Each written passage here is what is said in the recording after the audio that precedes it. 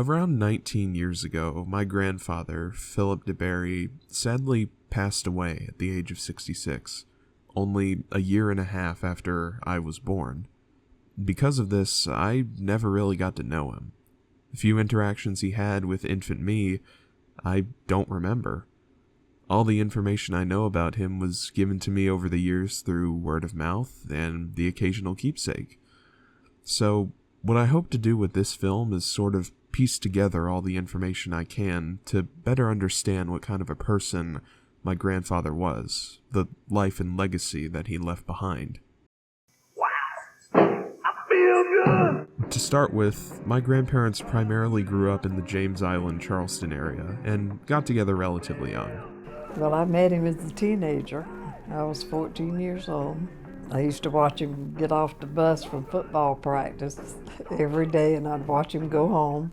I knew that's the one for me. We went to Murray Vocational High School. When we got married, I was 19 and he was 21. He served in the National Guard in high school and then, on a whim, decided to join the Army Reserves just in time for the Berlin crisis of 1961. Well, that was too funny. He was in the National Guard in high school. So he says, well, I decided I'm going to join the Army Reserve. Well, as soon as he switched from the National Guard to the Army Reserve, they activated the whole unit for the Berlin crisis when they built the wall. But he never went to Berlin or anything. He never went overseas. He was transferred to Fort Eustis, Virginia, and he stayed there a while. And then I went up and lived with him in Fort Eustis until they were discharged, and then he came back to Charleston. In terms of work, he was a draftsman and a government contractor who also did architecture along with that. He was like a draftsman. That's what he took in high school, was drafting.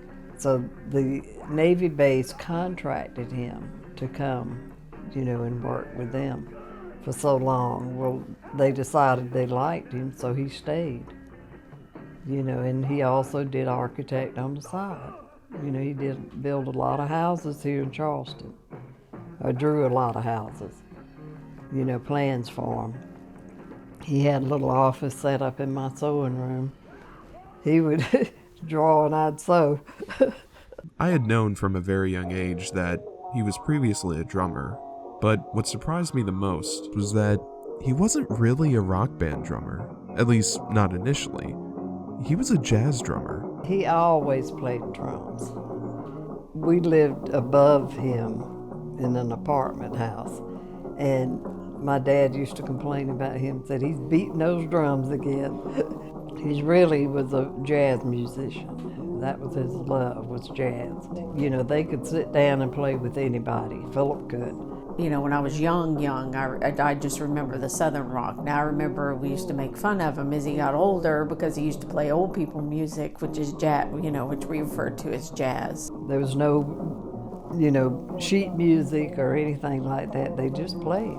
They were just true musicians. Starting around the early to mid-1970s, my grandfather and a couple of his friends formed a band titled Mach 4. One of his friends was starting a band, a rock band, so I thought, Lord, that's so much out of his league. We formed because, we had really formed, it was at a church dance. They had the auditorium. And I knew some guys that played, and they knew me, and we all got together and practiced a little bit, and then we started right there. Mach 4, your granddad came up with that. It was like from the Mach 1 Mustang, but it stands for machine, see, so instead of calling us the Machine 4, it was Mike Mazzell. He played guitar. Mike was originally a mechanic. He wound up working at the air base. James Bedingfield, he played keyboards.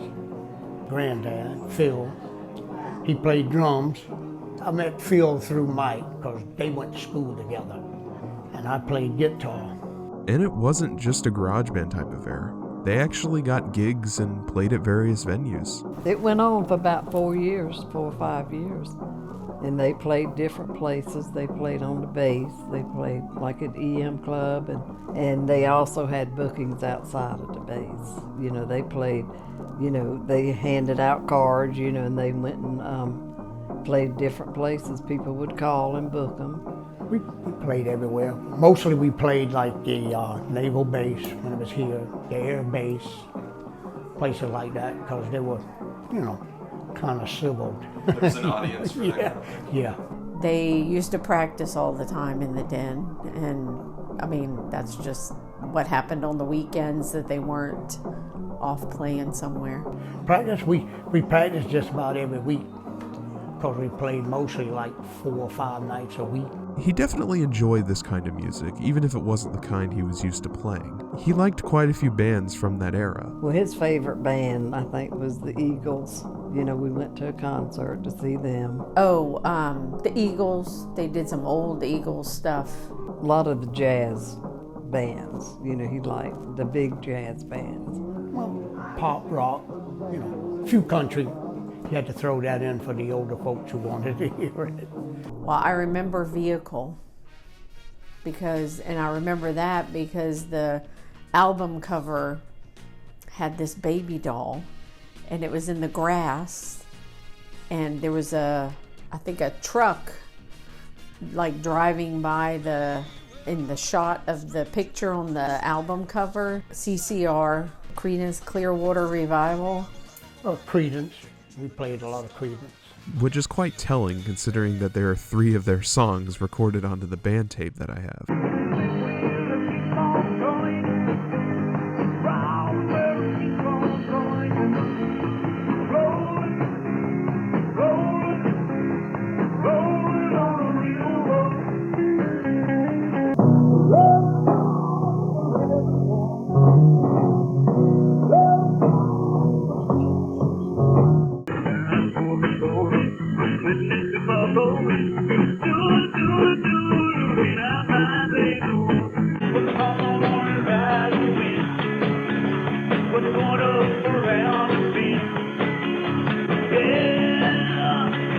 Coincidentally, they are one of my favorite bands as well. Another one of his hobbies was the yacht club and everything that came along with being on the water, which is where I'm pretty sure my mom gets that interest from, since she used to have a boat of her own. Now, he liked the yacht club. He loved sailing. You know, he had a Hobie, which is 3 holes. He liked to go crabbing and get oysters, because we lived right by the creek. We always had an oyster roast every year, you know, Granddad's house. You know, we wouldn't play that weekend, we'd have our oyster roast there. Had a motorboat too. Had a motorcycle, had a motorboat. He had everything. He never bought anything new. Everything he bought had to be fixed, including the boats that he bought. We never had a new boat that was like reliable. So everything he got, he had to fix up. Probably one of the most prominent memories that I have, he finally convinced her to go out on this sailboat that he had fixed up. And needless to say, it quit running while we were out in the middle of the harbor. So, wow. Yeah. When asked what kind of person he was, I got some pretty interesting answers. Yeah, he was sarcastic. He was very arrogant. I mean, he was a prideful person. You know, he a lot of times let pride get in the way. You know, he thought he could do it all. He was all right. He was talkable, you know, laughed a lot. He didn't accept anything from anybody. You know, he didn't want anybody to give him anything. He wanted to earn it himself. Independent, more or less. Yeah. Great supporter. We never had to want for anything. He was I would actually even call him like progressive. He really didn't care who you were with, who you were friends with, that sort of thing, as long as you were a decent person, a good person. He was very, very accepting of everyone. He never not told me that he was proud of me, but he never pushed me to he was not one of those, you have to do this, you have to do that. I never felt like I was pressured by him or Mimi, either one. I always say that he wouldn't have made a really good old person, because he was on the go all the time, and he did not do well when he had to slow down with it. He would have adapted, I think, very well to newer technology and stuff, because he was always on whatever edge there was of that because of the kind of work that he did. Some of these traits are apparently evident in the kind of person that I am. I know you've only just met me, but would you say you see some of Phil in me a little bit? Yeah, I see a little bit in you. Yeah. Mm-hmm. Yeah, a lot. Oh, yes. And if so, what specifically would you say? Just think that I ask you the way you answer. Like you'll say, well, I assume. You're very much like him. But just your answers, the way you I told Nicole, your mom, I said, if that ain't Philip, I'll hush. And she's just like him too. A lot of mannerisms are alike. I think the way that you are kind of a no-nonsense kind of person, and he was too. I don't think he wasn't a judgy person either, and you're not either. He had a lot of obsessive passions, things that once he got into it, he was into it, but 3-4 months later he was into something else. And that sort of passion for what you enjoy doing, I think, is very similar. It makes me wonder what it would have been like to have a conversation with him now. This varying scope of passions is actually super relatable, because I collect and have an interest in a ton of things, and I frequently flip-flop between them all the time. Movies, video games, books, comics, Legos, old obsolete technology. I'm never able to stay fully engaged in a single hobby. There always has to be multiple. As a newborn and a toddler, he enjoyed spending time with me. Oh, yeah, because you used to come to the house, I'd bring you to the house, and you'd aggravate the dog to death. He really liked spending time with you, because that was his first grandchild, you were. And unfortunately, he didn't get to see any of the rest. He'd always say, well, let's go see Nicole and Mackenzie.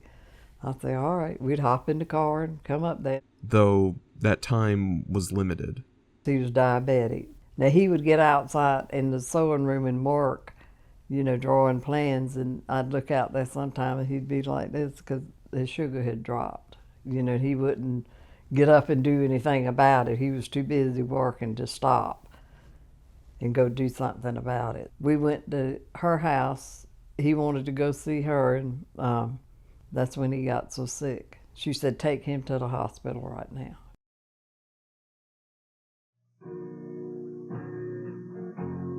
It's like a lot of times you turn to say something, and they're not there.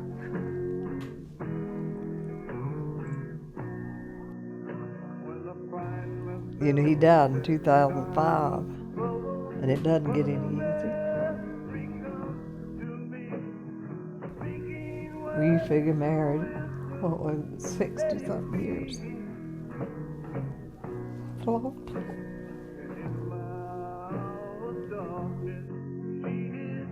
I think about it every day?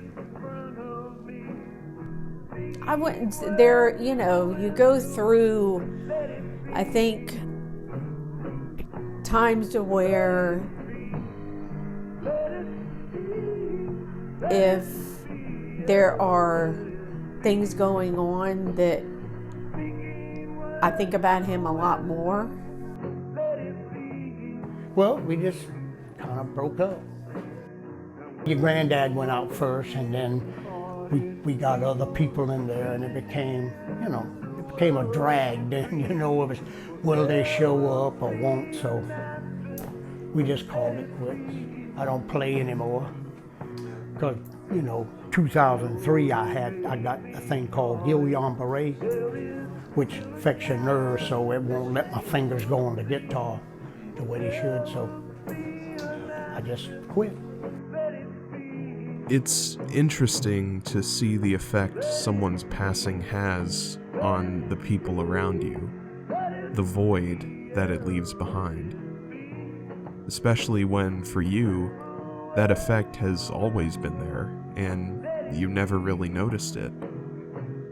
I remember back in elementary school when we would have Grandparents' Day, and all the kids would bring their grandparents to the classroom. I remember some kids would come in with all 4 of their grandparents. Me? I only had my grandmother. Obviously, I was grateful to have her, but even though I couldn't articulate this feeling at the time, being so young, it still felt like something was missing. Someone was missing. And in that moment, I was able to understand, at least partially, what that void must have felt like. A void that I finally, at least somewhat, had noticed.